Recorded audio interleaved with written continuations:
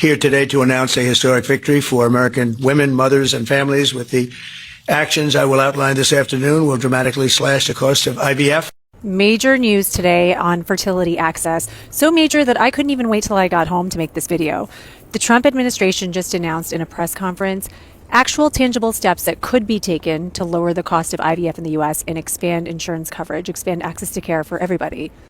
I'm excited because if this plan is actually implemented properly, I think it could move the needle. See what I did there? So let me break down what's being proposed. First, a major pricing deal. The U.S. government struck an agreement with EMD Serono, which is part of Merck, to offer fertility drugs like Gonal-F, Ovidrel, and Cetrotide at deeply discounted rates. We're talking discounts of 70 to 80%. If this happens, it would bring the cost of drugs in the U.S. closer to what we see abroad. In Europe and other countries like India, we see drugs cost a fraction of what they cost here, even made from the same company, the same manufacturing. It is so ludicrous and unfair. I've always been so enraged about the fact that drugs here cost up to 4 to 7 times as much as they do in other countries. Apparently, patients will be able to buy these discounted fertility meds in 2026 using the Trump RX platform directly from the manufacturer, so cutting out the middleman.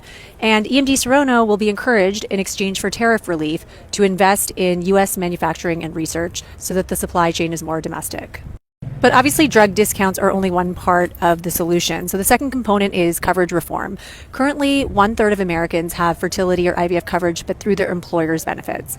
Today's announcement alluded to creating a system where Americans could actually opt in for a fertility benefit the same way you can opt in for dental or vision. Essentially, employers could offer standalone fertility benefit packages, which would cover infertility testing, medications, IVF, separate from major medical plans. This would also lower the barrier for small to medium-sized companies to be able to offer coverage with no mandate, but a different legal pathway. If this gets implemented, just the drug component alone could cut a major part of IVF cost. The major reduction in drug pricing could slash the overall cost and burden by at least 50% in certain instances. And more people would be able to afford doing more cycles if needed or to try IVF at all. Decoupling fertility coverage from standard health plans could make coverage more flexible and scalable. Of course, there are caveats. This is not mandating universal coverage, and there are still other clinic-related, lab-related costs to contend with. But this is one of the clearest plans that we've seen outlined by the government toward lowering financial barriers. I'm going to keep following this, and you should too.